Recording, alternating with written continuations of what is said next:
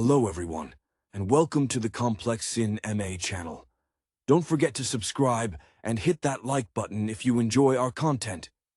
Today, we are going to be discussing the movie, Dad, My Stepmom's a Queen.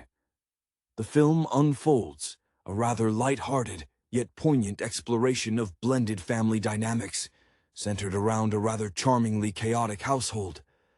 We are immediately introduced to Mark, a man whose life seems perpetually tethered to the demanding schedule of a mid-level architect, perpetually juggling blueprints and late-night revisions.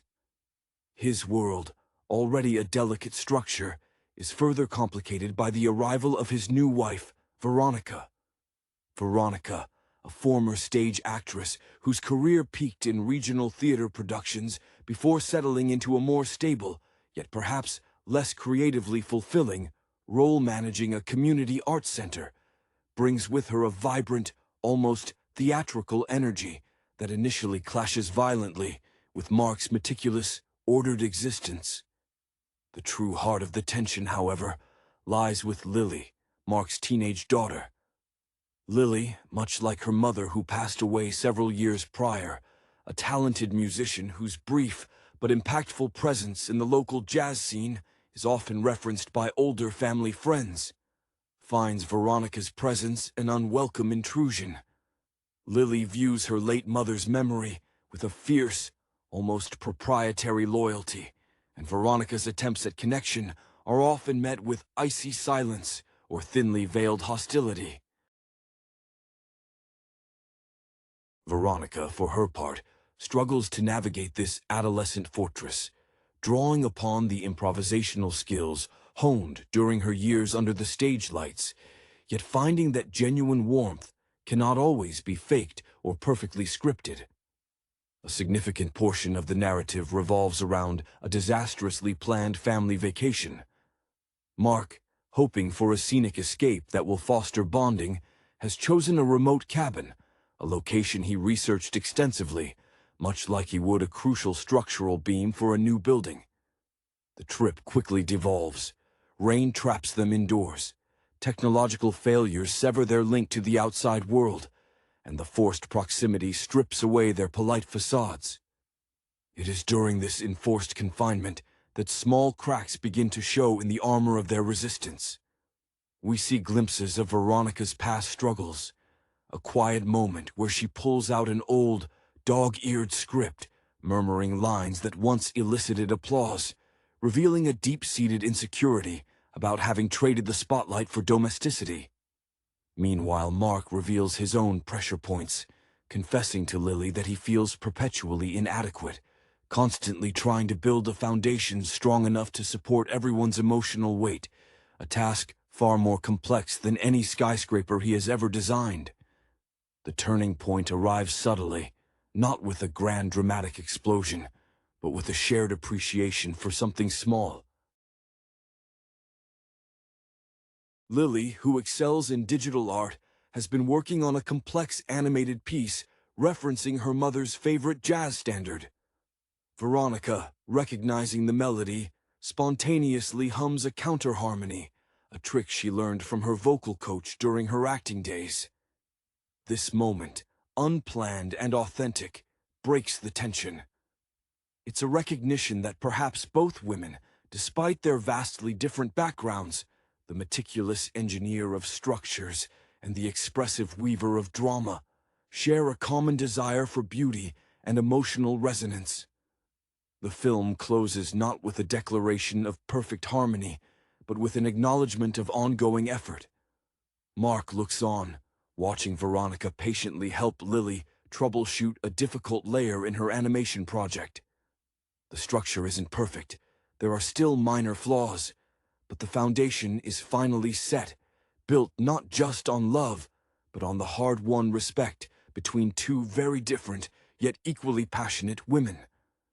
The initial awkwardness of Veronica's integration into Mark's life was palpable, a kind of stiff, over-rehearsed dance where every gesture felt slightly misjudged.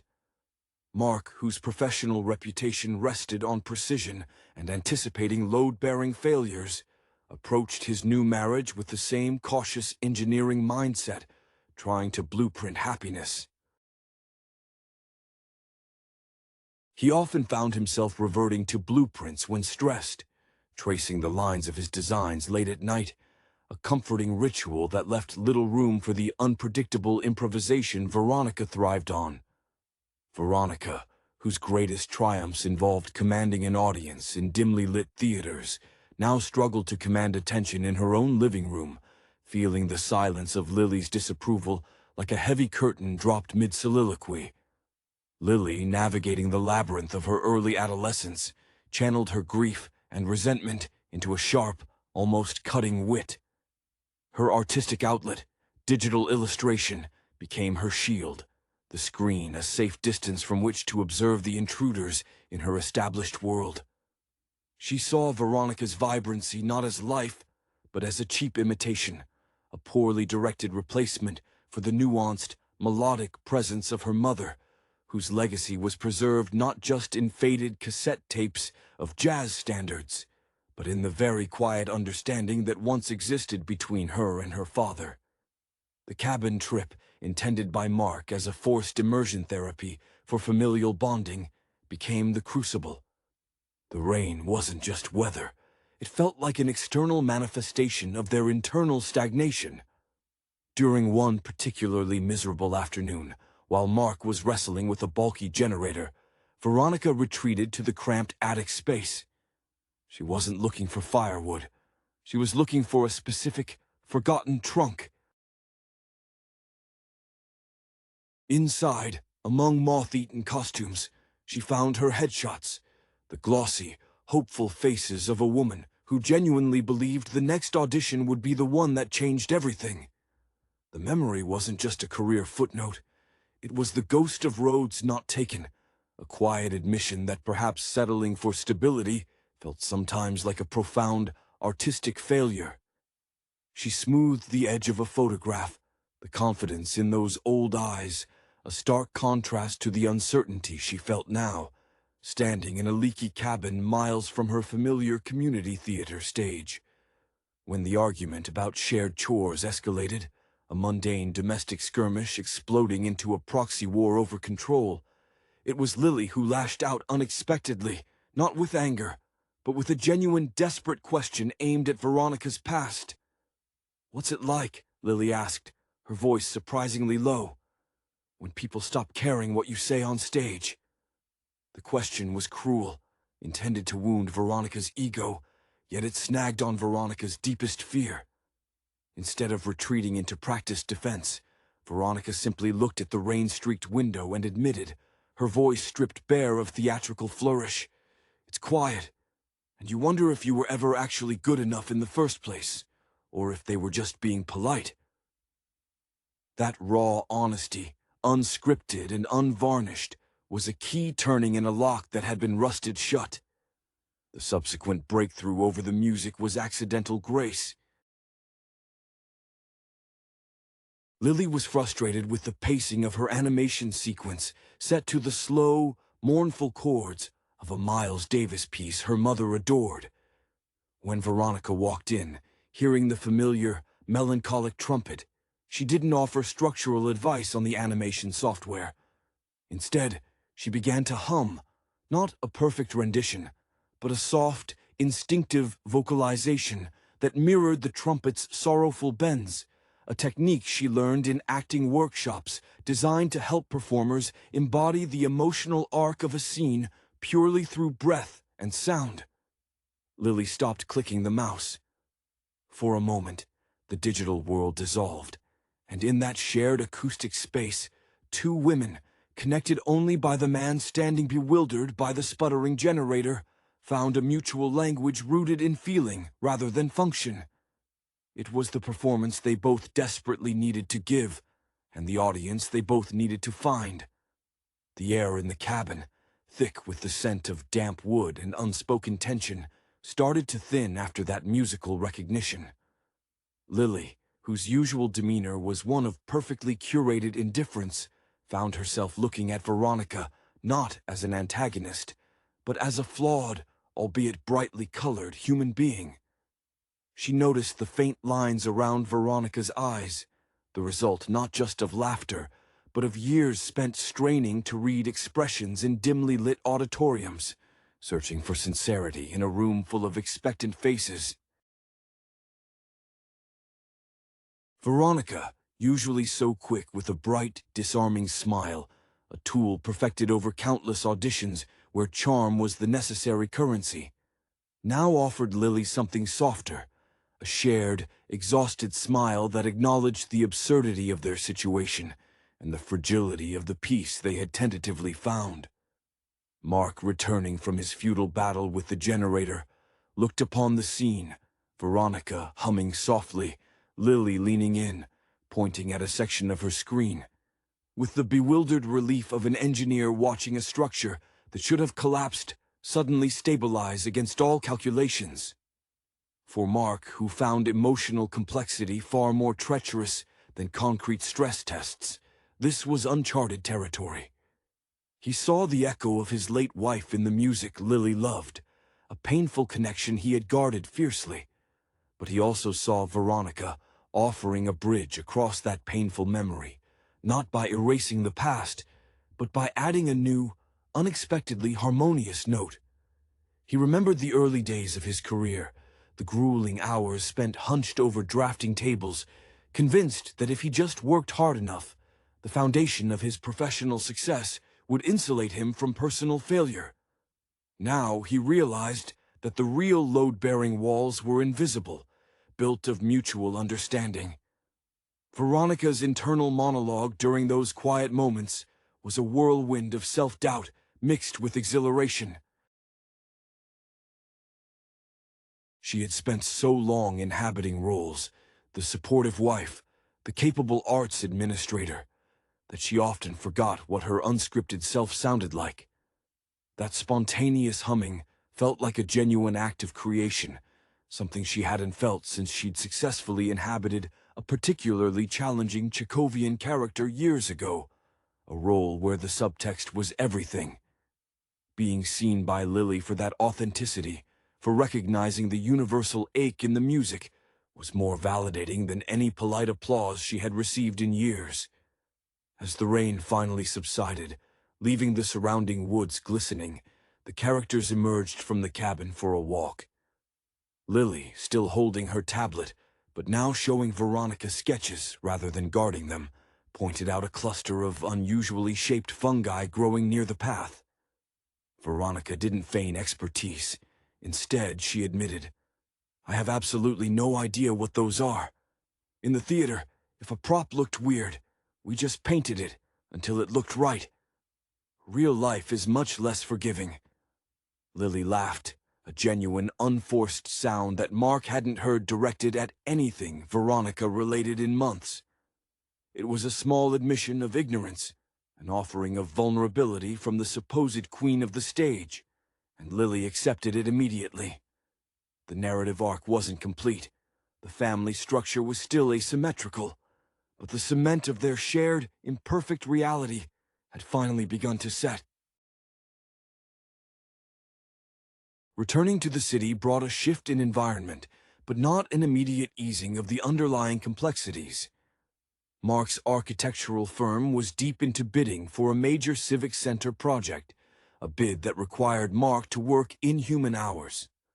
The success of this project represented the culmination of years of careful planning and risk assessment, the tangible proof of his capability that he desperately needed to present to himself, if not to Veronica or Lily. He began exhibiting the classic signs of professional burnout: irritability flaring over minor deviations in his schedule, and a retreat into the silent sanctuary of his home office, the door firmly closed. Veronica, sensing the return to pre-cabin emotional distance, decided against attempting to force grand gestures of reconciliation. Instead, she leaned into her strengths as a community organizer and facilitator. Recognizing Lily's intense focus on digital art, Veronica used her networking skills, honed by years of persuading hesitant donors and temperamental local directors, to secure a last-minute slot for Lily to display her work at a small, independent gallery showcase her center was hosting. This wasn't a pushy maternal move. It was a calculated offering of a platform, a recognition that Lily's talent needed an audience beyond the confines of a computer screen. Lily's reaction was predictably defensive. She saw the gallery slot as a ploy, Veronica attempting to co-opt her artistic identity for her own sense of achievement, perhaps feeling the need to prove her value in the arts world beyond managing budgets. "I didn't ask for your help curating my life, Veronica," she'd snapped, the words sharp enough to cut through Mark's exhaustion haze when he walked in on the exchange. But Veronica, drawing on the patience learned from coaxing shy, first-time performers onto a stage, simply responded, "I'm not curating your life, Lily. I'm just holding the door open. You can walk through it or slam it shut. The choice is yours, as always." The night of the showcase arrived, a bustling, slightly chaotic affair filled with overly earnest students and well-meaning patrons. Mark was late, delayed by an emergency structural review that only an architect of his standing could handle. Veronica stood near Lily's digital prints, which glowed fiercely on the wall, a silent sentinel. She felt the familiar stage fright-induced jitters, not for herself, but for Lily. When Lily arrived, tense and pale, Veronica didn't launch into praise. Instead, she guided Lily toward a corner where a renowned, albeit semi-retired, graphic novelist was observing Lily's work. Veronica introduced them with concise respect, mentioning Lily's dedication to narrative flow, a concept the novelist immediately grasped. Watching the quiet, intense conversation between the two artists, Veronica stepped back, a genuine sense of satisfaction washing over her. It wasn't about her.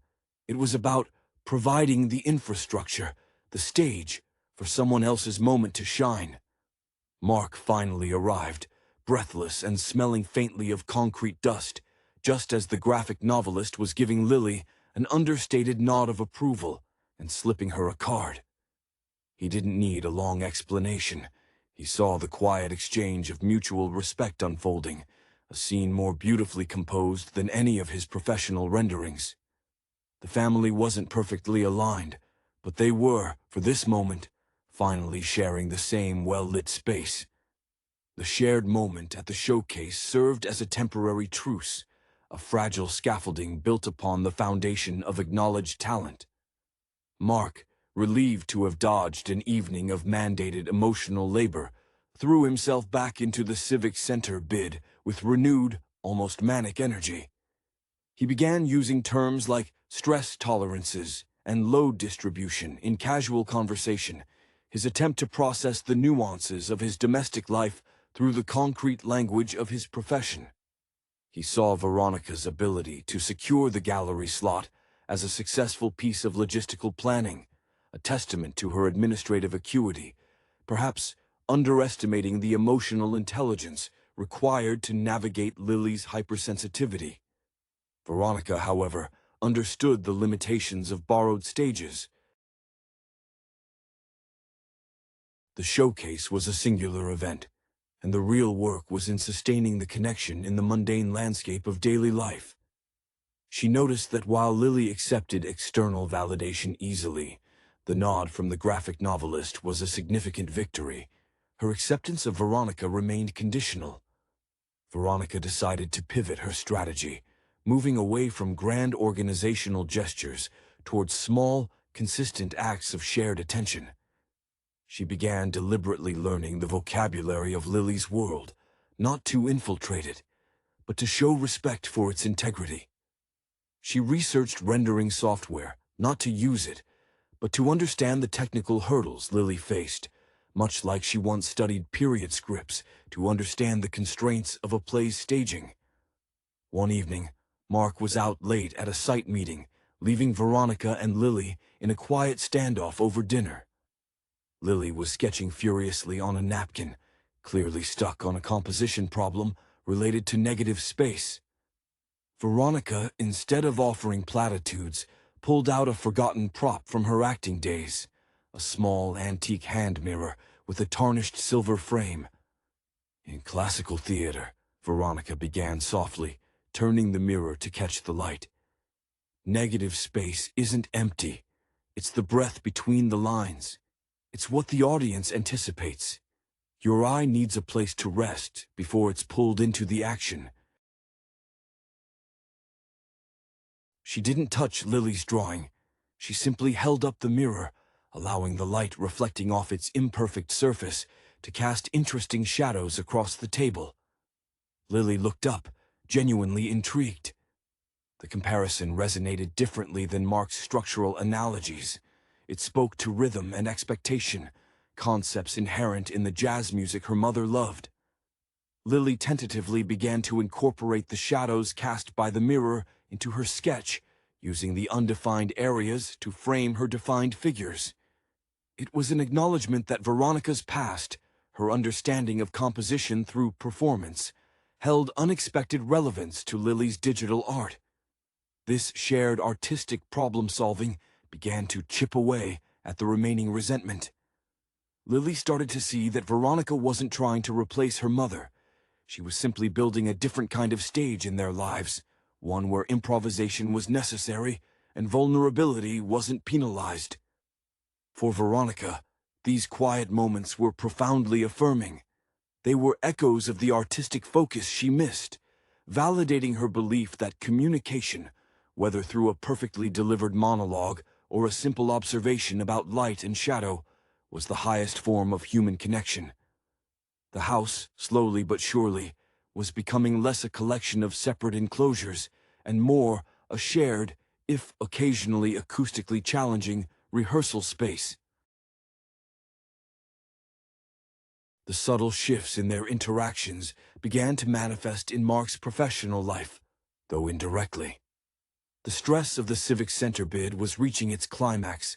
The final presentation was looming, requiring Mark to operate at peak performance while managing his underlying domestic anxieties. He found himself, unexpectedly, drawing upon lessons he hadn't realized he was absorbing from observing Veronica. Where before, he would have presented the architecture strictly as a feat of engineering prowess, showcasing stress loads and material science, he now felt a strange urge to incorporate narrative. He wanted to tell the story of the building, its intended rhythm for the community, a concept he'd previously dismissed as soft, theatrical fluff. During a crucial internal review, when a junior partner questioned the unconventional open-plan atrium Mark had designed, deeming it an inefficient use of space, Mark didn't launch into a defensive technical explanation. Instead, he recalled Veronica's philosophy on stage blocking. The atrium, Mark stated, tapping his stylus against the holographic projection, is designed to be the pause. It's the negative space in the structure. It allows the eye and the foot traffic to rest before engaging with the main performance spaces. It's about pacing the experience, not just maximizing square footage. The partners exchanged surprised glances, but the concept stuck, an example of how the structured world of architecture was beginning to absorb the improvisational logic of the arts. Veronica, meanwhile, was using her administrative acumen to streamline Mark's chaotic schedule, not by demanding more time from him, but by managing the influx of minor demands that drained his focus. She intercepted calls, prioritized his correspondence, acting as a highly efficient stage manager for his career. She treated his professional life with the seriousness she once reserved for a difficult opening night. Meticulous preparation, clear communication, and absolute faith in the talent of the leading man. This support wasn't demanding, it was enabling, a quiet acknowledgement that sometimes the greatest contribution is creating the space for another person's gift to flourish unimpeded. Lily, observing this synergy from the periphery, experienced a moment of profound intellectual curiosity rather than resentment. She realized that Veronica wasn't trying to emulate her late mother. Her mother had been defined by the spontaneous, ephemeral nature of live performance and music. Veronica, conversely, excelled at structuring environments where creativity could survive the long haul, managing the logistics so the art could happen. This realization hit Lily hardest when she was struggling with the sheer volume of digital assets required for her next complex piece. Veronica, without being asked, had taken the time to organize the raw files into a streamlined, searchable database, using a system she had devised for cataloging the archives of old community theater props. It was an act of technical, deeply practical love. One afternoon, Mark found Lily and Veronica not arguing or working in separate rooms, but sitting side by side on the living room floor. Lily was explaining the complexities of rendering shadows in a three-point perspective, and Veronica was demonstrating how a simple spotlight shift could alter the entire emotional tone of a scene. Mark paused in the doorway, not rushing to intervene or analyze, but simply watching the convergence. He saw the rigorous discipline of his world meshing with the fluid expression of Veronica's.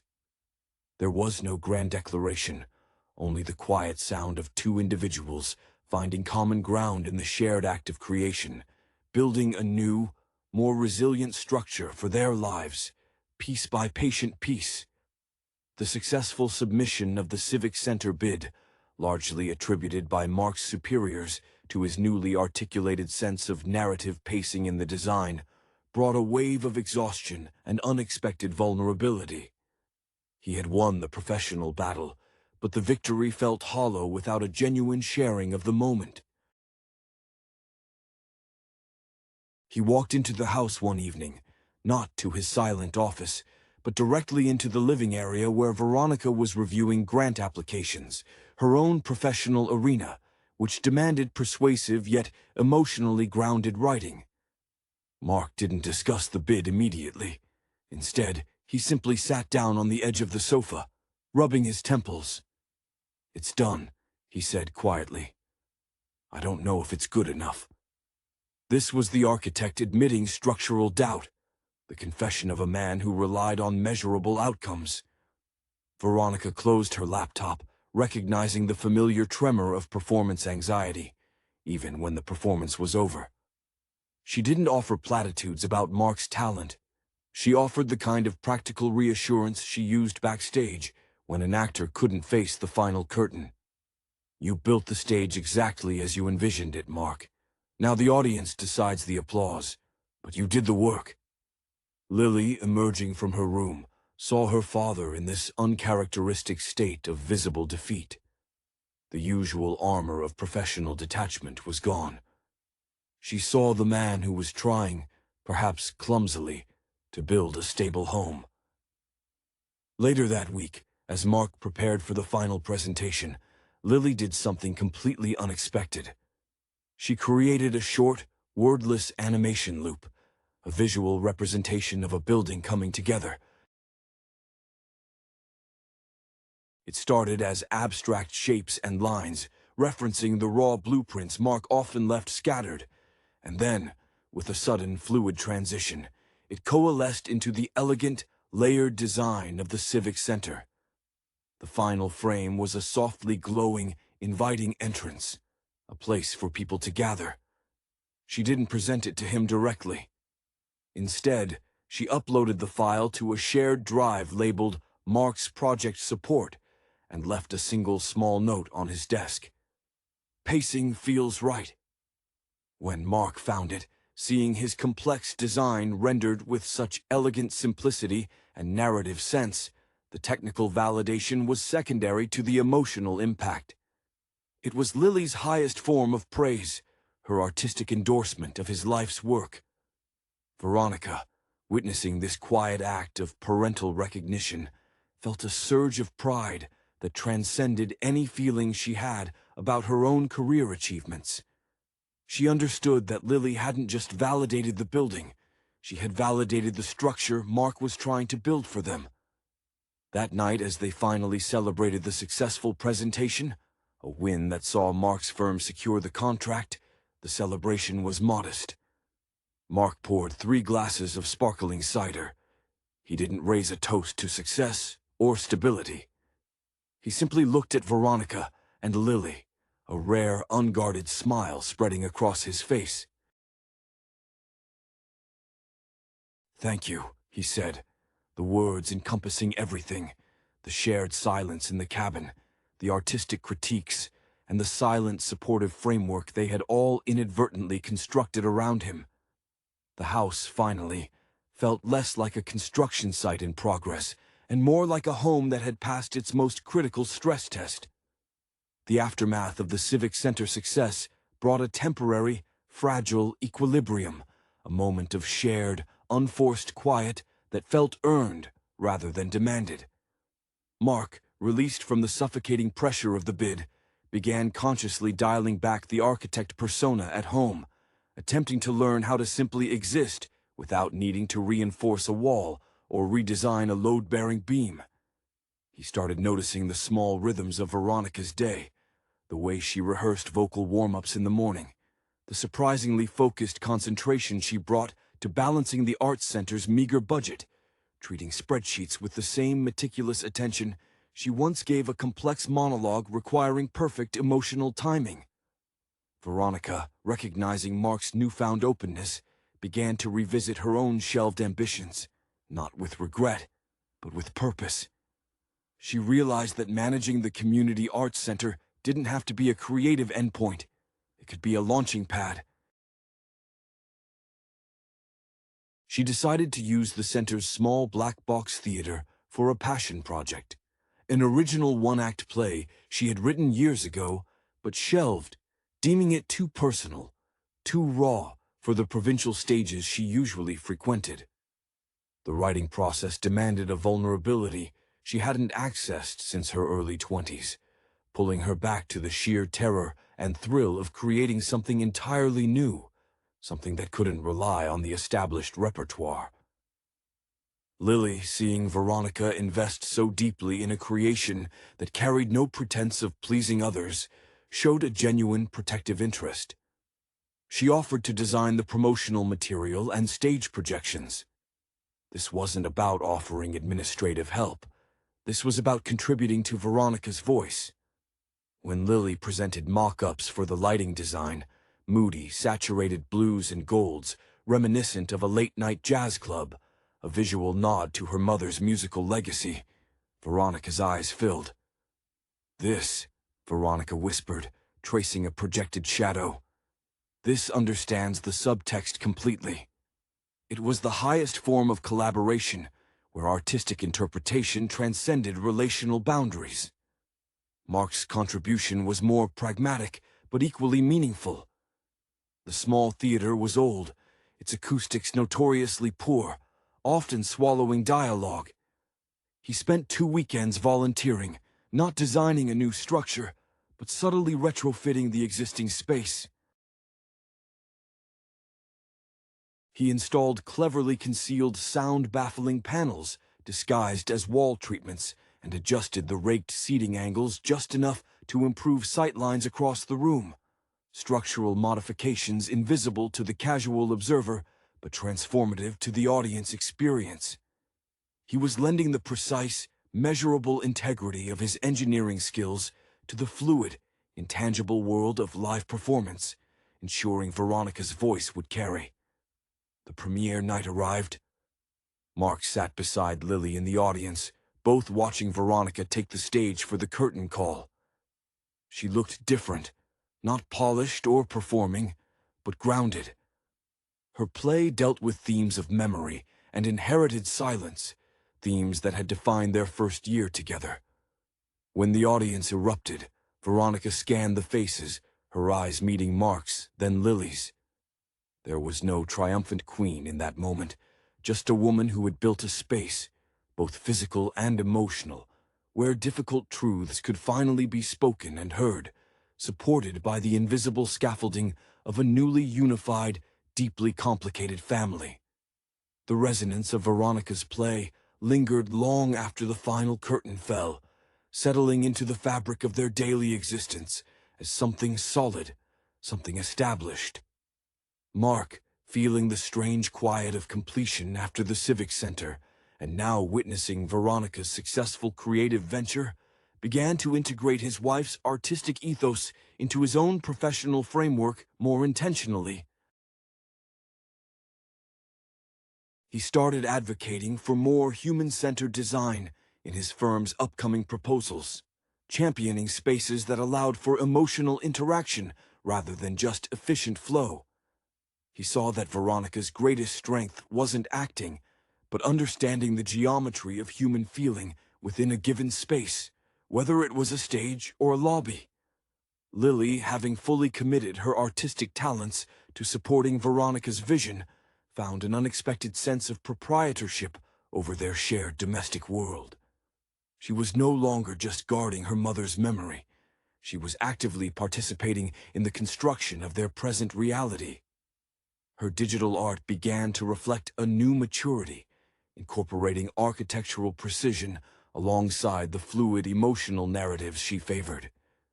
She started sketching Mark's designs, not as homework, but as a way to understand the inherent discipline in his work, translating the rigidity of steel and concrete into something expressive. One afternoon, while Mark was traveling for a follow-up consultation, Veronica found Lily poring over a collection of her late mother's old sheet music. Veronica didn't hover. Instead, she brought over a tray with 2 mugs of tea and Lily's favorite dark chocolate biscuits, the kind she used to bring home after a particularly stressful rehearsal. "That's an interesting arrangement," Veronica observed, pointing to a complex fugue. "Your mother always said the hard parts were the best because they forced you to listen harder to everyone else." Lily looked up, surprised by the easy familiarity in Veronica's tone concerning something so sacred. "She also said if you couldn't play the notes, you had to fake the feeling," Lily admitted with a small smile, a rare, unguarded moment. Veronica leaned in conspiratorially. "And that," she replied, her voice dropping to a theatrical murmur, "is the secret to surviving community theater, architectural review boards, and raising teenagers. Faking the feeling until you actually own it."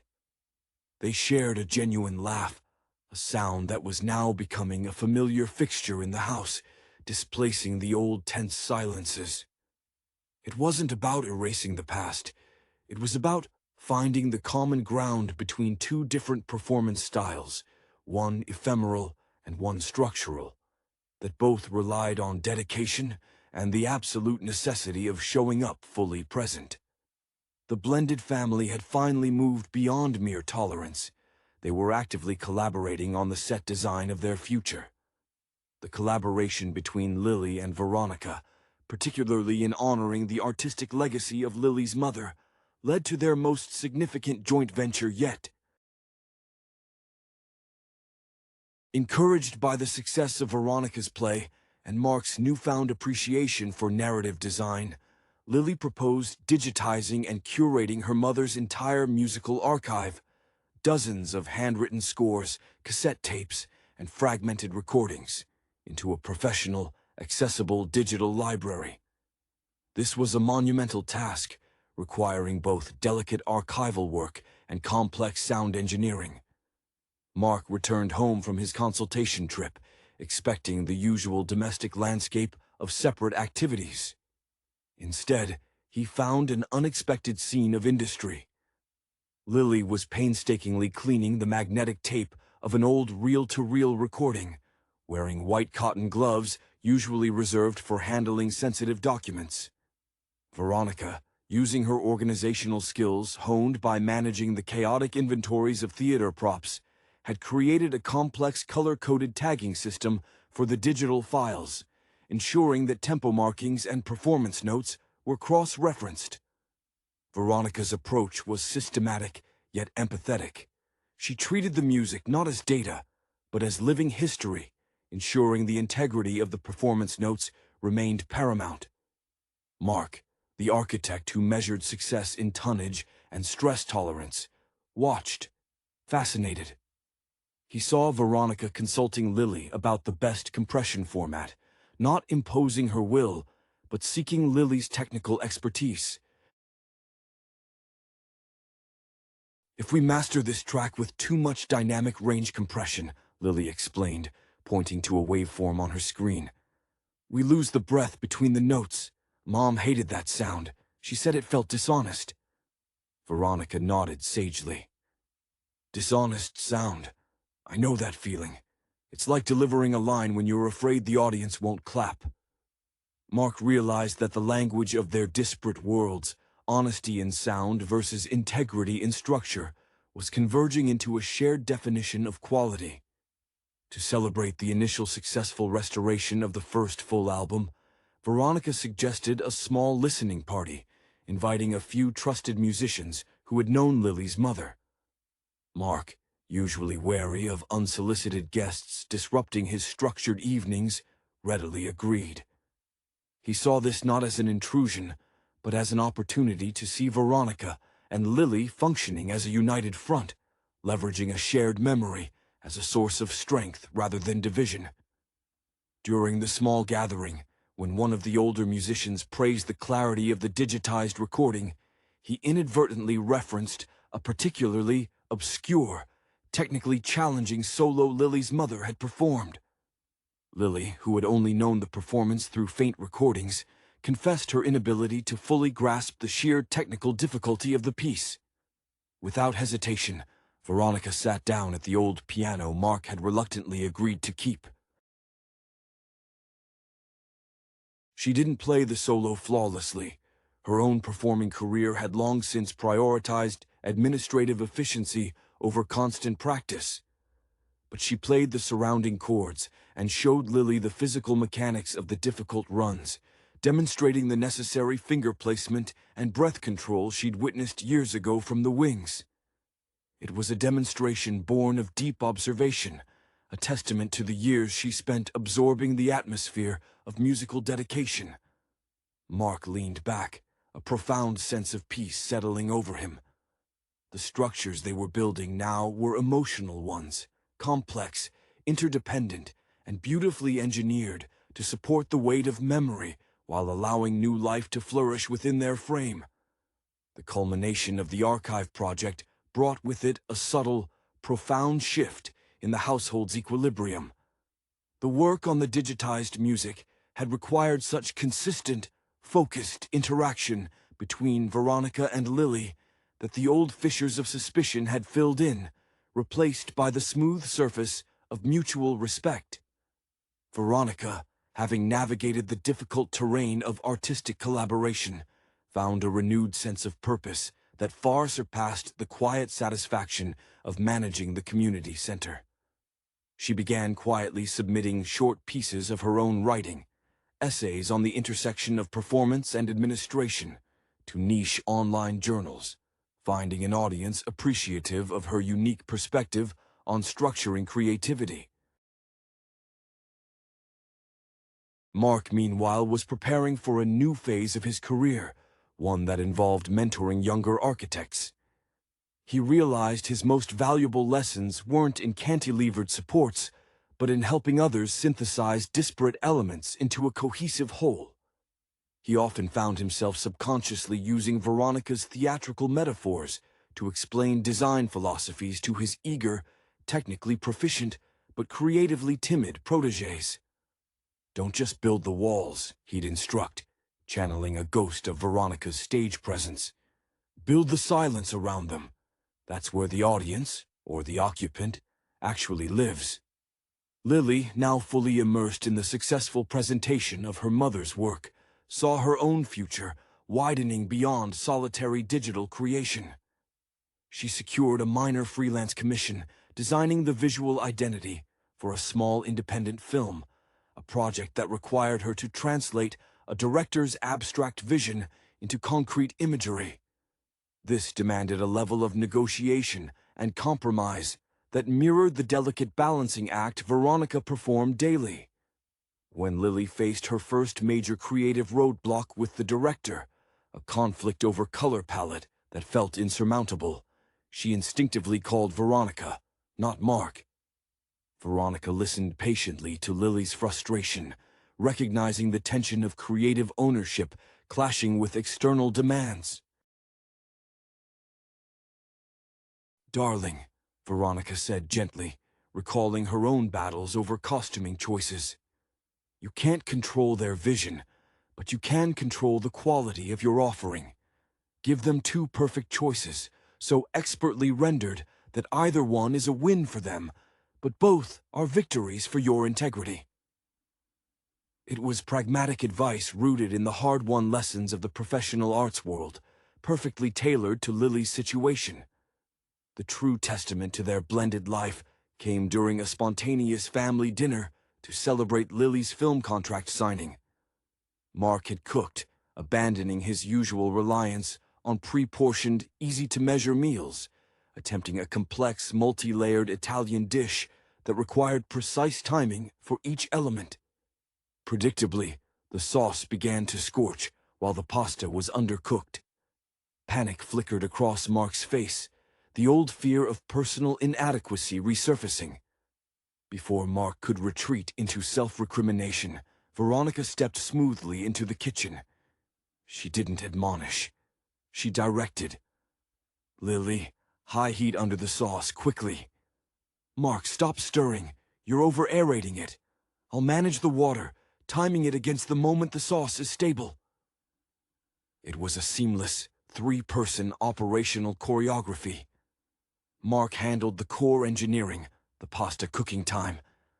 Lily managed the delicate, visual timing aspects, the sauce rescue, and Veronica conducted the overall scene, her voice calm and authoritative. When they finally sat down to eat the slightly imperfect, wonderfully flavored meal, the ease between them was palpable. They weren't masking the chaos of life. They were simply learning how to perform through it, together. The structure remained complex, but the foundation was now built not just on love, but on a shared, adaptable performance style. The shared meal, imperfect as the risotto was, tasted of mutual effort and earned peace. The success of the music archive and Lily's film contract cemented a new reality. The three of them were now a creative unit, albeit one with overlapping and sometimes conflicting skill sets. Mark, observing the casual competence with which Veronica managed Lily's creative anxieties, finally understood that his late wife's artistic spirit hadn't been erased, but rather transmuted into a new, vital form within their household. He began looking at Veronica with an appreciation untainted by comparison. He saw her for the formidable orchestrator she was. This shift manifested in a desire for Mark to finally process the lingering emotional architecture of his first marriage. He approached Veronica one quiet Sunday morning, not in his office, but sitting near the window where the light was softest. He pulled out a single worn photograph of his first wife, something he hadn't shared with Veronica before. His hand trembled slightly, a stark contrast to the steady grip he maintained on a structural column during a high-rise inspection. "I held on to this," Mark admitted, his voice rough with disuse in this vein of conversation. "I always thought if I kept everything perfect, the house, the routines, the silence, I could keep her memory pristine. But it just kept everything else out, too." He looked directly at Veronica, his precise blue eyes clouded with something akin to relief at finally admitting the blueprint was flawed. "You and Lily, you don't just appreciate the structure, you appreciate the necessary mess inside the structure." Veronica didn't rush to reassure him or offer platitudes about moving on. Instead, she understood the weight of that photograph as a critical piece of stage design, a powerful set element that needed careful handling. She didn't take the photo. She simply placed her hand gently over his, grounding him. "Memories aren't meant to be preserved in amber, Mark. They are the foundation. But foundations are only useful if you build something sturdy on top of them. Her touch was steady, devoid of theatricality, just solid presence. Lily, sensing the shift in atmospheric pressure, didn't hide. She came into the room holding her tablet, now displaying sketches for the film's title sequence. She stopped just inside the doorway, observing the quiet communion between the two adults. Instead of retreating from the intimacy, she offered a piece of her own newly forged strength. "Dad," Lily said, her voice firm, "I figured out how to translate the subtle dynamic shifts in Mom's final album into a visual gradient for the opening credits. It's not just blue to black. It has an almost imperceptible harmonic shift in the saturation levels. It mirrors the tension right before the final coda." She wasn't showing off. She was sharing knowledge born from shared excavation. She was integrating her mother's ghost not as a barrier, but as a source of nuanced artistic material that Veronica had helped her unlock. Mark looked from Lily's determined face to Veronica's supportive one, a wave of genuine, unfiltered emotion washing over him, gratitude so deep it felt structural. He hadn't engineered this connection. He had merely provided the initial, rigid frame, and they, through performance, collaboration, and vulnerability, had shaped the interior space into something warm, resilient, and authentically their own. The blueprints were gone, replaced by a living, evolving design, where every piece, even the ghosts, found its proper, integrated place. The narrative tapestry woven in "Dad, My Stepmom's a Queen" presents a surprisingly nuanced exploration of blending families, viewed through a lens that oscillates between heartfelt sincerity and the slightly heightened reality often found in melodrama. The film's success hinges largely on the chemistry, or calculated lack thereof, between the central parental figures and the protagonist navigating this new domestic landscape. The casting choices are particularly telling, pairing seasoned performers, often associated with roles requiring significant emotional range, with younger actors tasked with embodying the difficult teenage experience of displacement. Central to the thematic core is the concept of redefined matriarchy. The stepmother figure, far from being the archetypal villain of cinematic lore, is portrayed with an ambition that borders on the meticulously curated. Her queenly status is less about inherent nobility and more about a practiced performance of domestic perfection.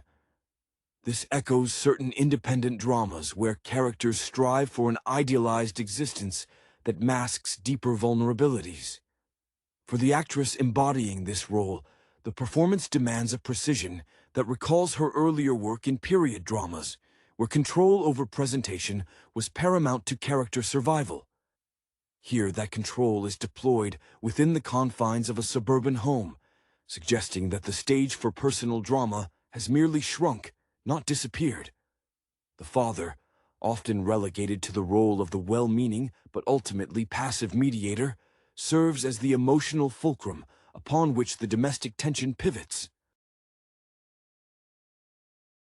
His career trajectory, perhaps hinted at as being rooted in a traditional, emotionally reserved profession, like architecture or senior management, informs his inability to fully confront the shifting dynamics.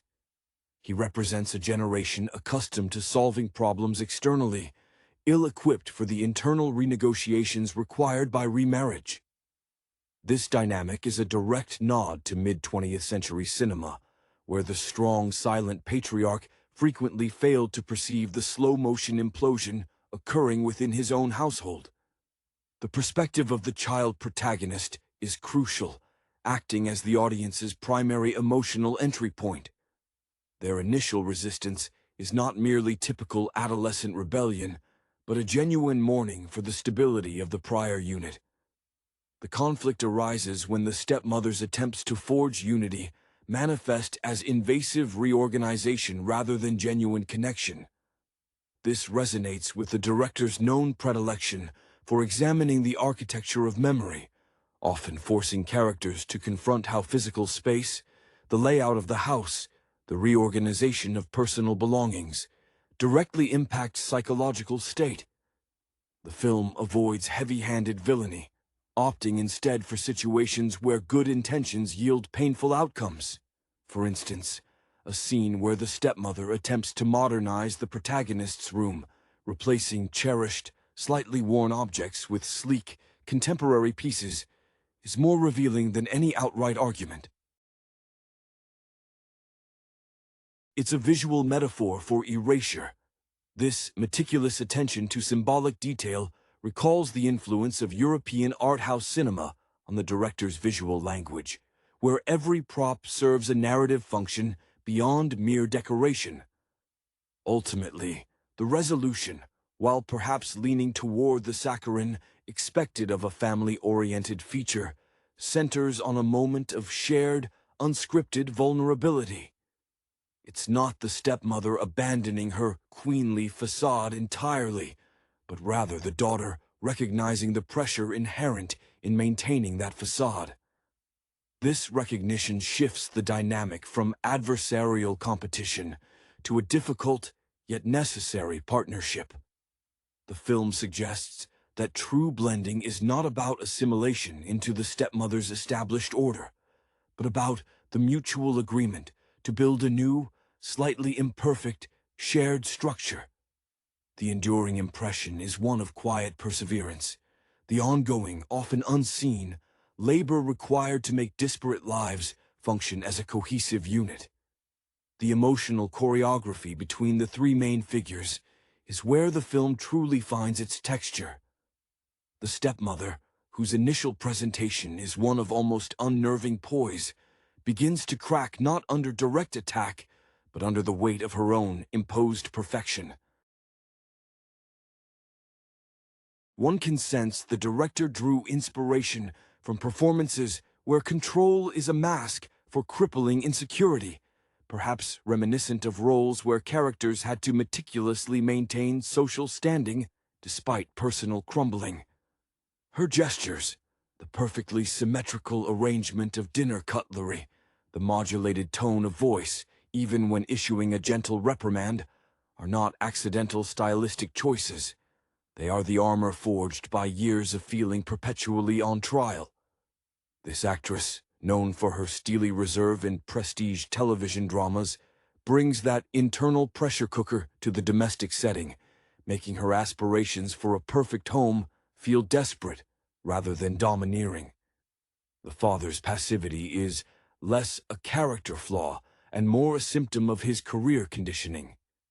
If we imagine his background is in high-stakes negotiation or corporate law, fields that reward emotional detachment and focus on measurable outcomes, then the amorphous, unquantifiable emotional needs of his new family are utterly foreign territory. His attempts to smooth things over with grand, often expensive gestures, a surprise weekend trip, a new high-tech gadget for the house, are the equivalent of trying to patch a spiritual fissure with a financial balm. This echoes the cinematic trope of the successful man who can conquer the boardroom, but is utterly inept in the living room, a commentary on the narrow definition of competence society often promotes. His deep-seated love for his child is evident, but it is filtered through an inability to articulate or defend their emotional space against the encroachment of the new status quo. The protagonist's internal world is rich with unexpressed dialogue. Their resistance isn't just about missing their mother, it's about the feeling of being rendered aesthetically and emotionally obsolete in their own home. The objects they cling to, a faded concert t-shirt, a stack of dog-eared fantasy novels, are not just possessions. They are verifiable artifacts of their past self, a self the stepmother is subtly trying to overwrite with a cleaner, more contemporary narrative. This character's arc relies heavily on the actor's ability to communicate profound alienation through subtle body language. The way they slump their shoulders when entering a room that has been subtly redecorated, or the deliberate slowness of their movements when asked to participate in a family activity.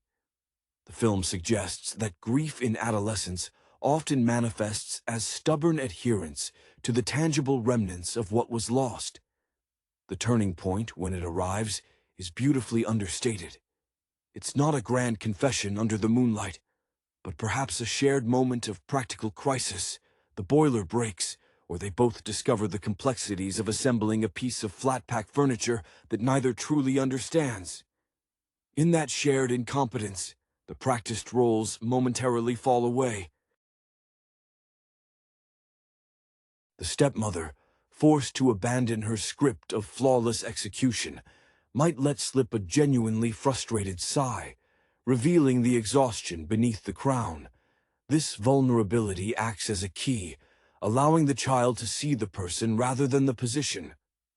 The film masterfully uses these small fissures to suggest that forging a new family is less about achieving a perfect result and more about acknowledging the shared labor of maintaining the illusion of order, proving that even queens sometimes need help keeping their castles from tipping over. The film's success in generating emotional resonance stems from its refusal to settle for one-dimensional characterizations, instead focusing on the internal landscapes shaped by external pressures. The stepmother's drive, which initially seems purely controlling, is revealed to be a defense mechanism against the pervasive fear of inadequacy, a fear likely ingrained from a background where visible success dictated personal worth. If one imagines her former life involved competitive environments, perhaps in high-end sales or event planning, where every detail had to be flawless to secure the next contract, the transference of that hypervigilance to domestic life becomes entirely understandable, albeit smothering. Her queenly demeanor is the final iteration of a highly polished professional persona that she cannot switch off, fearing that any lapse will expose her as fundamentally unqualified for the role of wife and mother. The father's emotional paralysis is further complicated by the visual language used to frame his interactions. He is often photographed in transitional spaces, doorways, hallways, standing slightly off-center in wide shots of the living room, suggesting he is perpetually stuck between his past and present realities. His professional success, perhaps as a prominent engineer or business consultant, has trained him to value clear, unidirectional solutions. Family conflict, however, demands circular empathy and acknowledgement of subjective truths, skills he demonstrably lacks. His gentle attempts at reconciliation are therefore clumsy. He offers explanations where empathy is required and quantifiable fixes where emotional presence is needed. This characterization acts as a subtle critique of male professionalization, how the very skills that build external empires can dismantle internal sanctuaries. The protagonist's burgeoning resentment is not just teenage angst, it is a sophisticated intellectual rebellion against narrative imposition. They perceive the stepmother's improvements as attempts to rewrite their personal history, to render their memories irrelevant. This resistance finds a parallel in the actor's own reported affinity for method acting techniques, focusing on embodying the physical truth of a feeling, no matter how contrary to the script's intended path. The protagonist's refusal to tidy their desk immediately after the stepmother has reorganized the entire room is a small, silent act of defiance, a declaration that their internal chaos is a vital part of their identity, not a flaw to be corrected. The film subtly critiques the idealized notion of the blended family as a neat, easily achieved upgrade. The shift occurs not when the stepmother softens her rules, but when the protagonist recognizes the sheer, exhausting effort the stepmother expends maintaining the facade. This realization humanizes the antagonist. The crown is not light. It's a shared recognition of the performance demanded by the modern nuclear unit. When the stepmother finally drops a carefully constructed sentence, perhaps misremembering a significant childhood detail of the protagonist, a detail the deceased mother would have known instantly, the shock of her fallibility is the catalyst. It allows the protagonist to offer a correction not as an attack, but as an offering of shared knowledge, bridging the gap with fact rather than forced affection. The true victory of the film lies in this move from adversarial positioning to collaborative effort in maintaining the delicate, necessary balance between honoring the past and constructing a viable, if perpetually negotiated, present. The evolution of the stepmother's character arc demands a closer look at the subtle nonverbal communication that signals her internal shift. Initially, her physical presence dominates the frame. She moves with a deliberate, almost aggressive efficiency, occupying space fully. Her clothing choices, perhaps favoring structured, monochromatic garments, serve to reinforce the rigidity of her worldview. However, as the narrative progresses and the facade begins to fray, there are minute alterations in her presentation that speak volumes. A momentary relaxation of the jawline when observing the protagonist engrossed in an activity she previously deemed frivolous, or the unintentional wearing of a slightly rumpled sweater on a Saturday morning, signifies a conscious or subconscious lowering of the personal guardrails. This nuanced portrayal owes much to the actress's past successes in highly stylized psychological thrillers, where the subtext of every glance was crucial for survival within the plot. Here, the survival mechanism is aimed inward, toward self-acceptance rather than external victory. The father's journey, though less explosive, is equally significant, rooted in the quiet shame of his perceived failure to protect his child's emotional ecosystem. If his career involved the creation of flawless, self-contained systems, perhaps in software development or complex logistical management, his inability to manage the fluid, emotional logistics of his home becomes a source of deep, unspoken distress.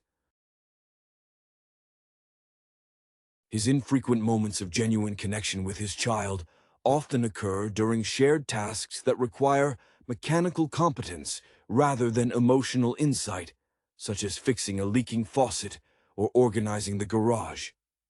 These moments offer temporary respite from the emotional entanglement. The director uses these scenes to underscore the film's commentary on contemporary masculinity, the value placed on tangible achievement over intangible care, suggesting that the reliance on simple mechanics as a coping strategy is a self-imposed emotional cul-de-sac. The true heart of the film's thematic maturity is found in the protagonist's eventual acceptance of the complexities surrounding the stepmother. This is not forgiveness in the Hollywood sense, but rather a mature understanding that the stepmother's relentless drive for order is a projection of her own deep-seated fear of chaos, a mirror to the child's own anxiety about instability. The protagonist begins to see the stepmother's curated environment not as an attack, but as an extremely flawed, yet earnest attempt at creating a safe harbor in uncertain waters. This mirrors the themes found in coming-of-age stories, where the young person realizes that parental figures are simply fallible adults thrust into roles they were unprepared for. The pivotal moment might involve the protagonist proactively taking over a task the stepmother has been struggling with silently, perhaps organizing the complex digital filing system the stepmother set up, or deciphering a technical manual related to the house maintenance, thus validating the stepmother's effort while subtly redirecting its execution toward a more human, less sterile standard. This collaborative reframing shifts the power dynamic from a battle for dominance to a joint venture in homemaking, acknowledging that a queen must sometimes share the heavy burden of the crown with her court. The film's resolution ultimately steers clear of a wholly manufactured détente, instead favoring a more realistic depiction of ongoing, low-grade negotiation that defines most long-term familial relationships. The triumph is not in eliminating conflict, but in establishing functional communication channels around inevitable friction points. This maturity in thematic resolution reflects a directorial tendency seen in their earlier, smaller-scale character studies, where endings were characterized by a slight, lingering ambiguity rather than clean closure. The stepmother, having experienced the vulnerability of her carefully constructed edifice momentarily crumbling, no longer attempts to police every aesthetic or behavioral deviation. Her newfound tolerance is subtly demonstrated through her reaction to the protagonist's return to a favorite, albeit slightly faded, piece of furniture that had been exiled to the attic during the initial reorganization phase. Instead of demanding its removal or recovering, she merely ensures it has a fresh, clean cushion, an act of integration rather than imposition. This quiet concession speaks volumes, echoing the subtle compromises often required in long marriages or partnerships, where individual preferences must eventually yield to shared comfort. The father's role in this revised equilibrium is one of quiet support for the established dialogue, rather than attempting to interrupt it with external solutions. His professional conditioning, the desire to provide clear, structural solutions, has been gently repurposed. He no longer tries to mediate disputes with gifts or scheduled activities, but rather by validating the emotional space each person occupies. For example, when the stepmother expresses exhaustion from maintaining the household's complex schedule, he doesn't offer to hire more help, a quantifiable fix. Instead, he offers to take over the administrative oversight of that schedule for a week, acknowledging the invisible labor involved. This mirrors the themes often explored by screenwriters whose careers began in social realism, focusing on the dignity of domestic work often ignored by purely business-oriented narratives. The protagonist, having navigated the emotional minefield, gains a profound, if bittersweet, understanding of adulthood. Their insight is that perfection is a performance undertaken not to exclude, but often to survive. They realize the stepmother's queenliness was a carefully constructed shell against the perceived judgment of the outside world, a judgment the protagonist has now experienced firsthand. The final scenes often depict the protagonist interacting with the stepmother, not as a rival for the father's attention, but as a co-conspirator in the complicated business of running a household.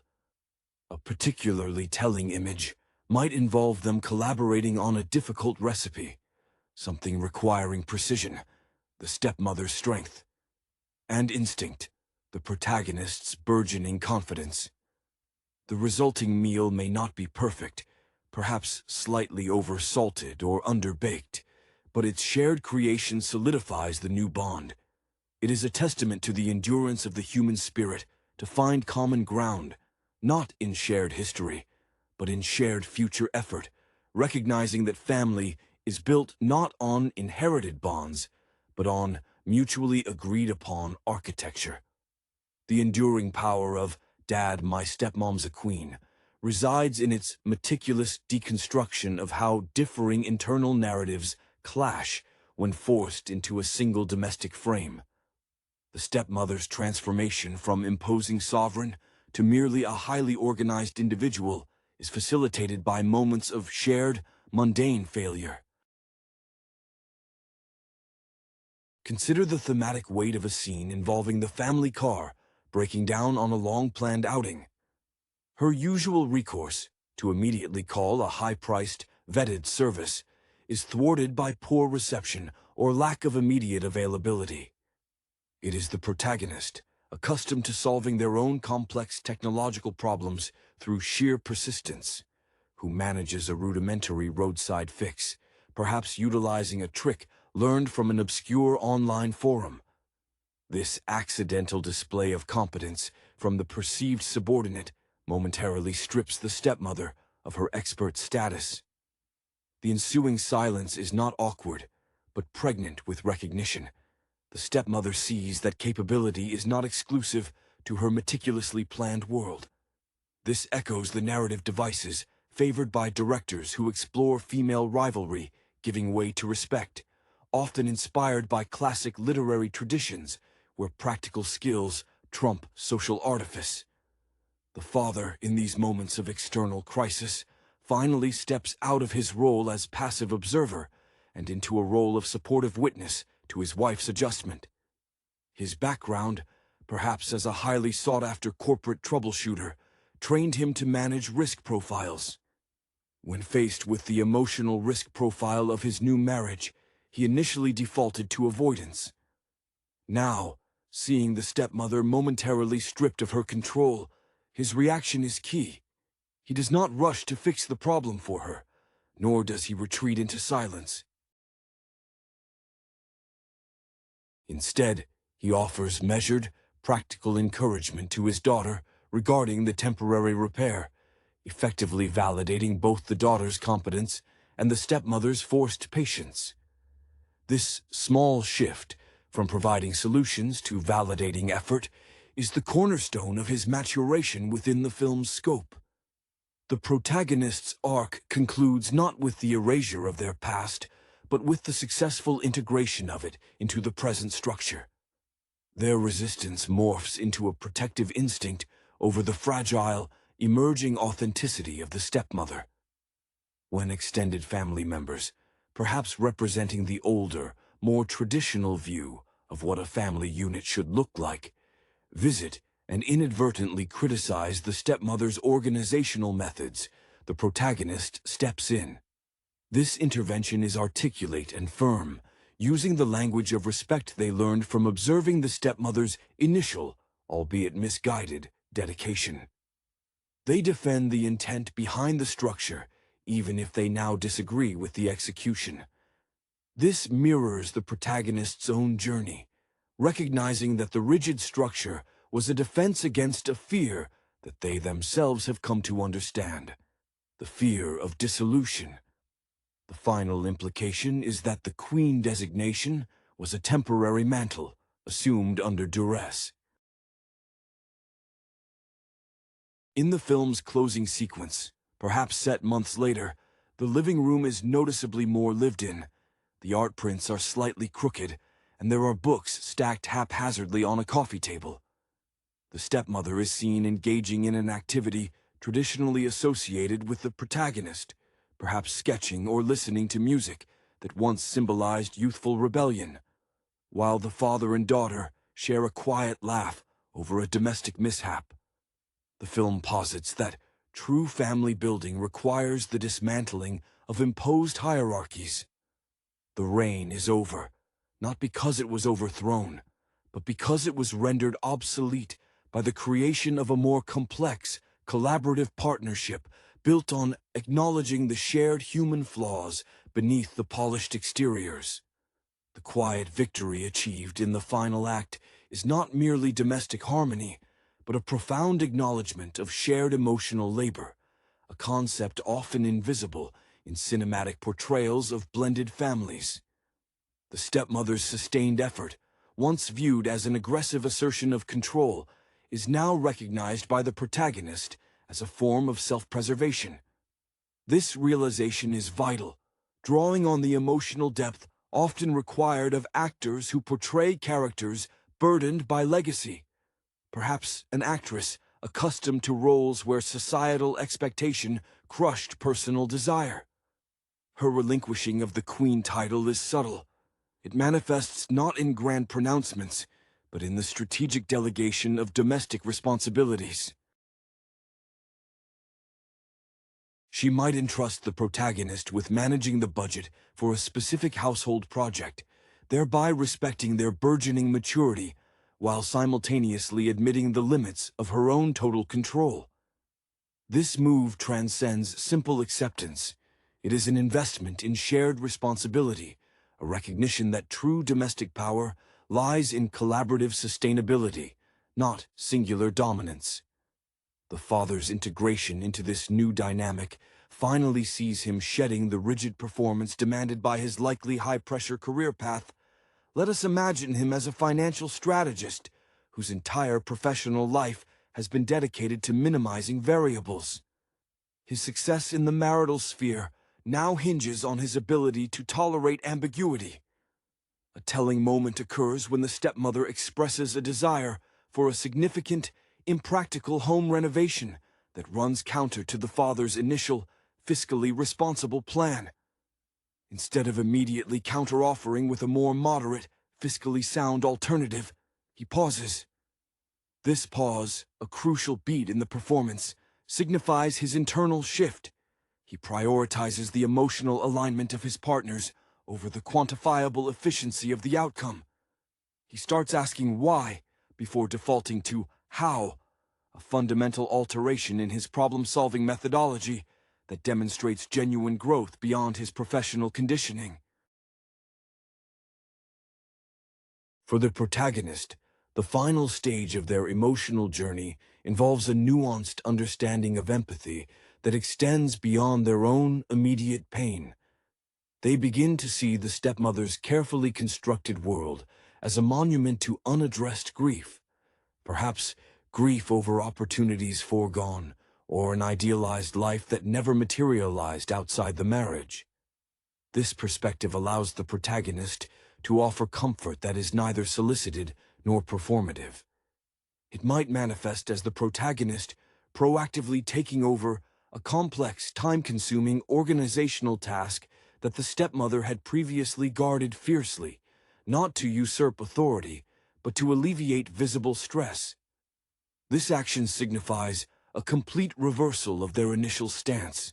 Where they once fought against being overwritten, they now actively choose to contribute to the ongoing narrative, becoming an architect of the present alongside the stepmother. Ultimately, the film leaves the audience with the understanding that the blended family is never truly seamless. It is a continuous negotiation between established territories and newly claimed ground. The beauty lies in the acknowledgement that the crown remains available, but it must now be shared, shifting from a symbol of singular authority to a metaphor for the collective weight of maintaining a functional, emotionally honest home. The success of the narrative is its refusal to offer a fairy tale ending, presenting instead a deeply human portrait of flawed individuals committing, day by day, to the arduous, often unglamorous, work of forging a shared future. The lasting impact of the film settles in the viewer's mind through the realization that stability is not achieved through the elimination of differences, but through the careful mapping and mutual respect of those disparate emotional territories. The stepmother's initial queenly rigidity, born from the professional necessity of maintaining an impeccable external front, perhaps rooted in a background where image dictated survival, such as high-stakes political consulting or public relations, begins to integrate with the organic messiness of real family life. Her slow embrace of imperfection is perhaps best visualized in her acceptance of the protagonist's idiosyncratic organization methods. Where before, every book spine had to align perfectly, now, a small, slightly chaotic pile of the protagonist's favorite graphic novels sits proudly on the living room side table, unaddressed. This subtle visual shift confirms that her need for control has softened into a desire for coherence, a far more sustainable ambition. The father's redemption is found in his newfound capacity for emotional translation. His career as a senior partner in a firm specializing in crisis management taught him to isolate problems and implement solutions rapidly. In the domestic sphere, this translated to swift, often dismissive, attempts to quell tension. Now he has learned to slow down his internal processing. When an argument inevitably flares between the two women in his life, he no longer defaults to summarizing the issue or suggesting a break. Instead, influenced by the nuanced emotional arcs often celebrated in the indie dramas that influence the director. He begins to utilize active listening techniques, echoing back feelings rather than facts. For instance, hearing the stepmother express frustration, he might respond, "It sounds like you feel unheard when I try to offer a solution too quickly," validating her emotional state before addressing the content of her complaint. This subtle but seismic shift in communication reshapes his role from referee to anchor. The protagonist's maturation is marked by a move from reactive defense to proactive contribution. They stop seeing their past possessions and habits as weapons against the new regime and start seeing them as valuable components to be integrated into the evolving structure. This is best exemplified when the family decides to host a significant gathering. Initially, the protagonist would have retreated entirely, viewing the event as the stepmother's domain.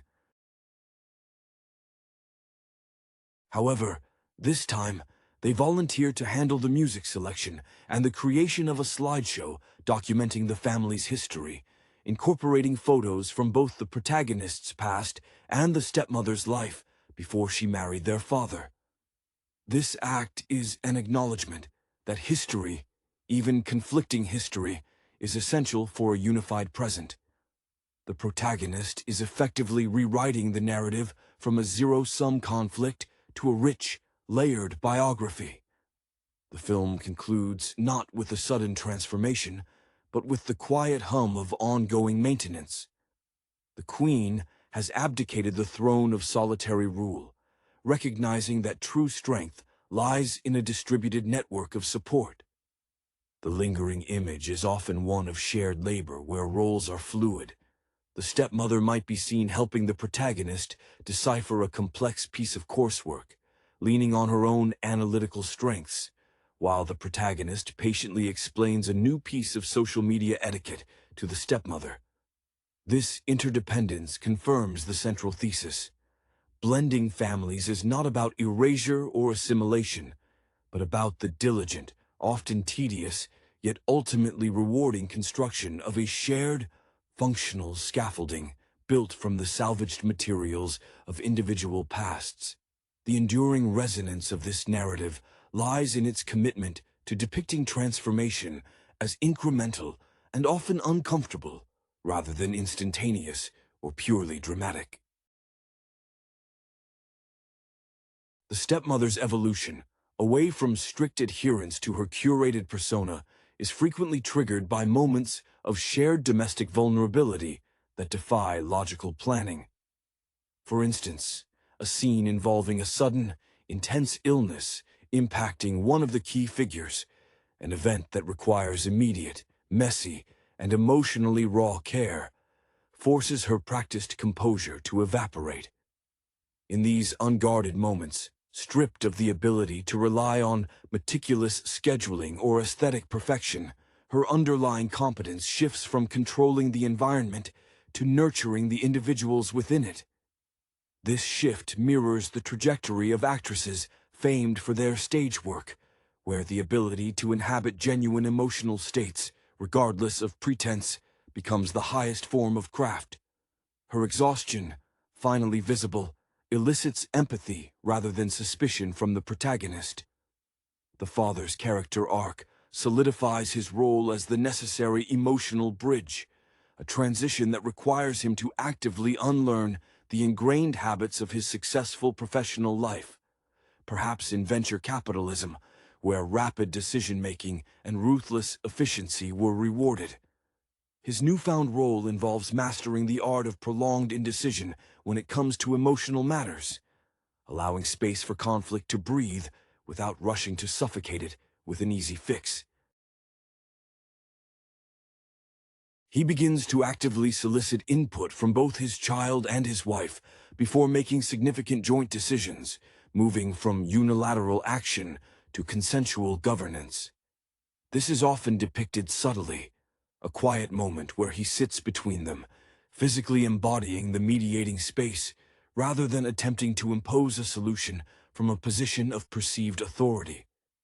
His competence is redefined from external achievement to internal emotional infrastructure. The protagonist's final stage of self-discovery is characterized by the realization that agency is not solely found in opposition, but in strategic collaboration. Having mastered the art of reading the subtext in the stepmother's behavior, the protagonist begins to anticipate needs rather than simply reacting to impositions.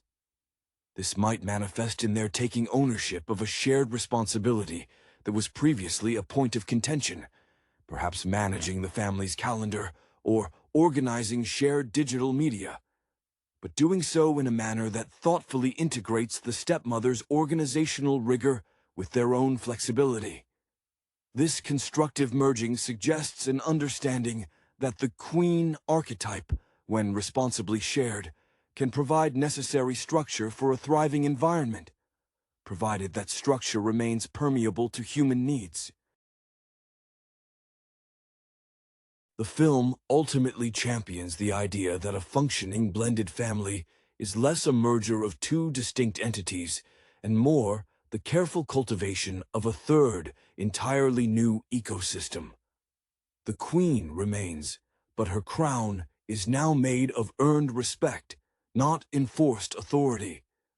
The final emotional landscape is characterized by comfortable silence, the kind that only exists between people who have fought hard enough to finally stop performing for each other. The enduring message is that love in modern families is often expressed through the diligent, unglamorous commitment to showing up day after day, ready to adapt the blueprint rather than tear the structure down. The undercurrent of anxiety that fueled the stepmother's initial need for absolute control begins to dissipate as the family develops a shared vocabulary for disagreement. This linguistic shift is crucial, moving away from accusations and defenses towards articulated needs. If the actress portraying her specialized in roles demanding high levels of calculated charm, that charm is now redirected inward, focused on maintaining her own equilibrium rather than manipulating the domestic environment. A key indicator of this change is her newfound ability to accept ambiguity in small domestic matters.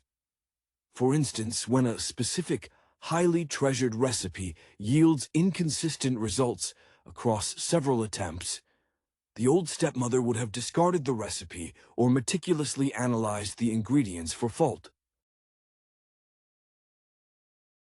The evolved stepmother, however, laughs, a genuine unforced sound, and suggests they try a completely different recipe next time, symbolizing an acceptance that not everything requires a definitive, perfect execution. This resonates with the director's known interest in existential themes, suggesting that life itself is an imperfect batch. The father's role moves beyond mere mediation into active emotional scaffolding, a stark contrast to his likely background in a field that prized clear deliverables and tangible success, such as infrastructure planning or complex finance. His growth is measured by his willingness to engage in conversations that have no measurable endpoint. When the stepmother and protagonist engage in a discussion about differing memories of a past event, he resists the urge to fact-check or declare an objective truth. Instead, he validates the subjective reality of both. It sounds like you both experienced that moment very differently, and both of those experiences are real for you. This skill, valuing emotional topography over factual mapping, is the ultimate professional skill he has successfully transferred to his personal life, proving that true crisis management involves preserving the integrity of the participants, not just solving the immediate problem. The protagonist's final acceptance is solidified not in a grand gesture of apology, but in the assumption of shared future responsibility. Having once fought fiercely to protect the remnants of their past life, they now actively engage in building the new one, recognizing that a home requires continuous, unpaid maintenance from all occupants. This maturity is reflected in their interaction with the stepmother concerning household finances or long-term planning, areas previously deemed strictly within the parental domain. The protagonist might now present a well-researched proposal for their own college savings plan, or an idea for optimizing the family's energy usage. This willingness to contribute high-level planning validates the stepmother's organizational skills, while proving the protagonist is no longer a passive recipient of decisions, but an active co-governor of the domestic enterprise. The queen metaphor finally dissolves, because the realm is no longer a monarchy, but a self-governing, if sometimes volatile, republic where authority is earned through competence and respect, not inherited status. The sustained resonance of the narrative is achieved through the subtle erosion of performance, revealing the genuine, often tired, people beneath the archetypes. The stepmother's journey toward authentic connection is marked by moments where her carefully guarded professionalism slips, not due to external pressure, but internal fatigue from the sheer effort of maintaining the facade. If her career demanded impeccable external presentation, such as a high-level political speechwriter or executive liaison, that need for flawless delivery becomes less a strategy and more a habit she must consciously break. A poignant scene might involve her finding herself unable to remember the name of a minor acquaintance she introduced months prior. Instead of fabricating a confident recovery, she simply admits the lapse to the protagonist, a small confession of fallibility that paradoxically earns her more respect than any perfect introduction ever could.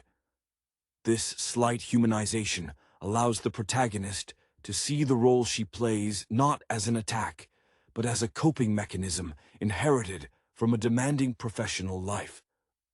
The father's evolution is characterized by a strategic retreat from his default setting. Problem elimination. His background, likely in large-scale project management or engineering, fields rewarding those who enforce rigid timelines, has conditioned him to view emotional ambiguity as inefficiency. His breakthrough comes when he stops trying to fix arguments and starts focusing on documenting the process of resolution. He might begin taking brief, non-judgmental notes during tense discussions, not to use as evidence later, but as a personal record of navigating complexity. This mirrors the techniques sometimes employed by investigative journalists, where observation and factual recording supersede immediate intervention. By validating the process of their disagreement, rather than trying to enforce a quick truce, he finally becomes an equal partner to the stepmother in emotional architecture, rather than just a passive recipient of marital conflict. For the protagonist, the final integration into the new family unit is symbolized by their selective adoption of the stepmother's organizing principles, proving that assimilation is a choice, not a requirement. They recognize that the stepmother's meticulousness, when applied correctly, can free up mental space. The protagonist might, for example, take over managing the family's complex online subscriptions and digital clutter, a realm of relentless, modern administrative burden, using the stepmother's detailed approach, but applying it to their own chosen domains. This is an act of honoring her skill set without sacrificing personal autonomy. The conflict shifts from my way versus her way to our combined best practices, reflecting the maturity often seen in young adults who move beyond simply rejecting their parents' values to intelligently synthesizing them with their own emerging worldview. The resolution avoids the typical cinematic fanfare, settling instead on a sense of quiet, ongoing domestic partnership. The queen has not been deposed, but her absolute monarchy has gracefully transitioned into a shared stewardship. The final image might focus on a communal activity that demands both precision and creativity, perhaps planning a complex family road trip where the stepmother handles the logistical mapping, her strength, while the protagonist curates the itinerary based on obscure cultural interests, their strength. The film suggests that the true essence of a successful blended family lies not in erasing the past, but in leveraging the distinct, hard-won skills of its members to build a structure resilient enough to withstand inevitable future pressures. Hello everyone, and welcome to the Complex Sin MA channel. Don't forget to subscribe and hit that like button if you enjoy our content. Today, we are going to be discussing the movie Dad, My Stepmom's a Queen. The film unfolds a rather light-hearted yet poignant exploration of blended family dynamics, centered around a rather charmingly chaotic household. We are immediately introduced to Mark, a man whose life seems perpetually tethered to the demanding schedule of a mid-level architect, perpetually juggling blueprints and late-night revisions. His world, already a delicate structure, is further complicated by the arrival of his new wife, Veronica. Veronica, a former stage actress whose career peaked in regional theater productions before settling into a more stable, yet perhaps less creatively fulfilling, role managing a community arts center, brings with her a vibrant, almost theatrical energy that initially clashes violently with Mark's meticulous, ordered existence. The true heart of the tension, however, lies with Lily, Mark's teenage daughter. Lily, much like her mother who passed away several years prior, a talented musician whose brief but impactful presence in the local jazz scene is often referenced by older family friends, finds Veronica's presence an unwelcome intrusion. Lily views her late mother's memory with a fierce, almost proprietary loyalty, and Veronica's attempts at connection are often met with icy silence or thinly veiled hostility. Veronica, for her part, struggles to navigate this adolescent fortress, drawing upon the improvisational skills honed during her years under the stage lights, yet finding that genuine warmth cannot always be faked or perfectly scripted. A significant portion of the narrative revolves around a disastrously planned family vacation. Mark, hoping for a scenic escape that will foster bonding, has chosen a remote cabin, a location he researched extensively, much like he would a crucial structural beam for a new building. The trip quickly devolves. Rain traps them indoors. Technological failures sever their link to the outside world, and the forced proximity strips away their polite facades. It is during this enforced confinement that small cracks begin to show in the armor of their resistance. We see glimpses of Veronica's past struggles, a quiet moment where she pulls out an old, dog-eared script, murmuring lines that once elicited applause, revealing a deep-seated insecurity about having traded the spotlight for domesticity. Meanwhile, Mark reveals his own pressure points, confessing to Lily that he feels perpetually inadequate, constantly trying to build a foundation strong enough to support everyone's emotional weight, a task far more complex than any skyscraper he has ever designed. The turning point arrives subtly, not with a grand dramatic explosion, but with a shared appreciation for something small. Lily, who excels in digital art, has been working on a complex animated piece referencing her mother's favorite jazz standard. Veronica, recognizing the melody, spontaneously hums a counter-harmony, a trick she learned from her vocal coach during her acting days. This moment, unplanned and authentic, breaks the tension. It's a recognition that perhaps both women, despite their vastly different backgrounds, the meticulous engineer of structures and the expressive weaver of drama, share a common desire for beauty and emotional resonance. The film closes not with a declaration of perfect harmony, but with an acknowledgement of ongoing effort. Mark looks on, watching Veronica patiently help Lily troubleshoot a difficult layer in her animation project. The structure isn't perfect. There are still minor flaws, but the foundation is finally set, built not just on love, but on the hard-won respect between two very different, yet equally passionate women. The initial awkwardness of Veronica's integration into Mark's life was palpable, a kind of stiff, over-rehearsed dance where every gesture felt slightly misjudged. Mark, whose professional reputation rested on precision and anticipating load-bearing failures, approached his new marriage with the same cautious engineering mindset, trying to blueprint happiness. He often found himself reverting to blueprints when stressed, tracing the lines of his designs late at night, a comforting ritual that left little room for the unpredictable improvisation Veronica thrived on. Veronica, whose greatest triumphs involved commanding an audience in dimly lit theaters, now struggled to command attention in her own living room, feeling the silence of Lily's disapproval like a heavy curtain dropped mid-soliloquy. Lily, navigating the labyrinth of her early adolescence, channeled her grief and resentment into a sharp, almost cutting wit. Her artistic outlet, digital illustration, became her shield, the screen a safe distance from which to observe the intruders in her established world.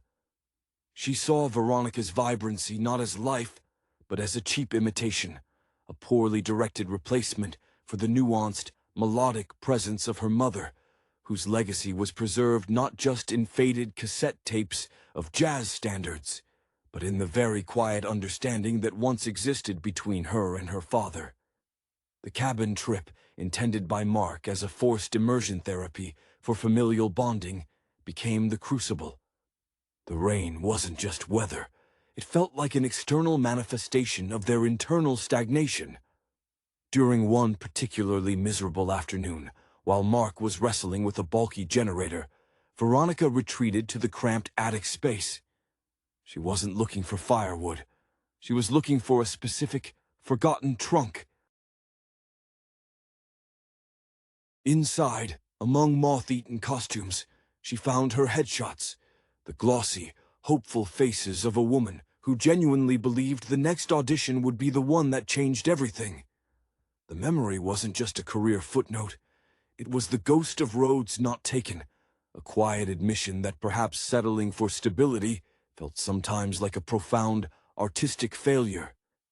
She smoothed the edge of a photograph, the confidence in those old eyes, a stark contrast to the uncertainty she felt now, standing in a leaky cabin miles from her familiar community theater stage. When the argument about shared chores escalated, a mundane domestic skirmish exploding into a proxy war over control, it was Lily who lashed out unexpectedly, not with anger, but with a genuine, desperate question aimed at Veronica's past. "What's it like?" Lily asked, her voice surprisingly low. "When people stop caring what you say on stage?" The question was cruel, intended to wound Veronica's ego, yet it snagged on Veronica's deepest fear. Instead of retreating into practiced defense, Veronica simply looked at the rain-streaked window and admitted, her voice stripped bare of theatrical flourish, "It's quiet, and you wonder if you were ever actually good enough in the first place, or if they were just being polite." That raw honesty, unscripted and unvarnished, was a key turning in a lock that had been rusted shut. The subsequent breakthrough over the music was accidental grace. Lily was frustrated with the pacing of her animation sequence, set to the slow, mournful chords of a Miles Davis piece her mother adored. When Veronica walked in, hearing the familiar, melancholic trumpet, she didn't offer structural advice on the animation software. Instead, she began to hum, not a perfect rendition, but a soft, instinctive vocalization that mirrored the trumpet's sorrowful bends, a technique she learned in acting workshops designed to help performers embody the emotional arc of a scene purely through breath and sound. Lily stopped clicking the mouse. For a moment, the digital world dissolved, and in that shared acoustic space, two women, connected only by the man standing bewildered by the sputtering generator, found a mutual language rooted in feeling rather than function. It was the performance they both desperately needed to give, and the audience they both needed to find. The air in the cabin, thick with the scent of damp wood and unspoken tension, started to thin after that musical recognition. Lily, whose usual demeanor was one of perfectly curated indifference, found herself looking at Veronica not as an antagonist, but as a flawed, albeit brightly colored, human being. She noticed the faint lines around Veronica's eyes, the result not just of laughter, but of years spent straining to read expressions in dimly lit auditoriums, searching for sincerity in a room full of expectant faces. Veronica, usually so quick with a bright, disarming smile, a tool perfected over countless auditions where charm was the necessary currency, now offered Lily something softer, a shared, exhausted smile that acknowledged the absurdity of their situation and the fragility of the peace they had tentatively found. Mark, returning from his futile battle with the generator, looked upon the scene, Veronica humming softly, Lily leaning in, pointing at a section of her screen. With the bewildered relief of an engineer watching a structure that should have collapsed suddenly stabilize against all calculations. For Mark, who found emotional complexity far more treacherous than concrete stress tests, this was uncharted territory. He saw the echo of his late wife in the music Lily loved, a painful connection he had guarded fiercely. But he also saw Veronica offering a bridge across that painful memory, not by erasing the past, but by adding a new, unexpectedly harmonious note. He remembered the early days of his career, the grueling hours spent hunched over drafting tables, convinced that if he just worked hard enough, the foundation of his professional success would insulate him from personal failure. Now he realized that the real load-bearing walls were invisible, built of mutual understanding. Veronica's internal monologue during those quiet moments was a whirlwind of self-doubt mixed with exhilaration. She had spent so long inhabiting roles, the supportive wife, the capable arts administrator, that she often forgot what her unscripted self sounded like. That spontaneous humming felt like a genuine act of creation, something she hadn't felt since she'd successfully inhabited a particularly challenging Chekhovian character years ago, a role where the subtext was everything.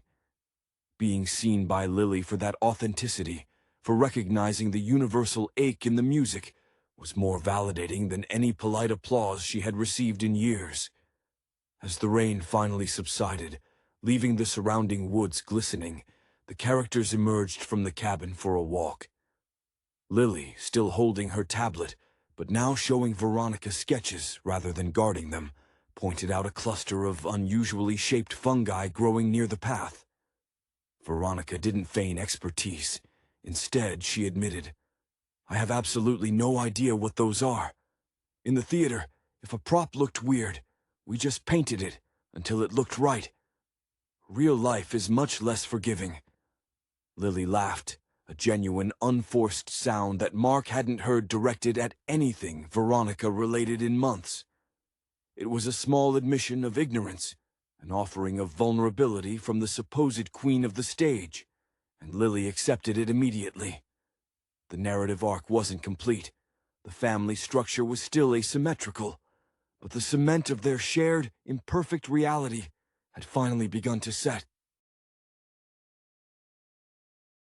Returning to the city brought a shift in environment, but not an immediate easing of the underlying complexities.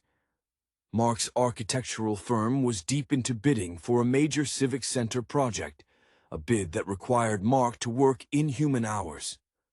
The success of this project represented the culmination of years of careful planning and risk assessment, the tangible proof of his capability that he desperately needed to present to himself, if not to Veronica or Lily. He began exhibiting the classic signs of professional burnout: irritability flaring over minor deviations in his schedule, and a retreat into the silent sanctuary of his home office, the door firmly closed. Veronica, sensing the return to pre-cabin emotional distance, decided against attempting to force grand gestures of reconciliation. Instead, she leaned into her strengths as a community organizer and facilitator. Recognizing Lily's intense focus on digital art, Veronica used her networking skills, honed by years of persuading hesitant donors and temperamental local directors, to secure a last-minute slot for Lily to display her work at a small, independent gallery showcase her center was hosting. This wasn't a pushy maternal move. It was a calculated offering of a platform, a recognition that Lily's talent needed an audience beyond the confines of a computer screen. Lily's reaction was predictably defensive. She saw the gallery slot as a ploy, Veronica attempting to co-opt her artistic identity for her own sense of achievement, perhaps feeling the need to prove her value in the arts world beyond managing budgets. "I didn't ask for your help curating my life, Veronica," she'd snapped, the words sharp enough to cut through Mark's exhaustion haze when he walked in on the exchange. But Veronica, drawing on the patience learned from coaxing shy, first-time performers onto a stage, simply responded, "I'm not curating your life, Lily. I'm just holding the door open. You can walk through it or slam it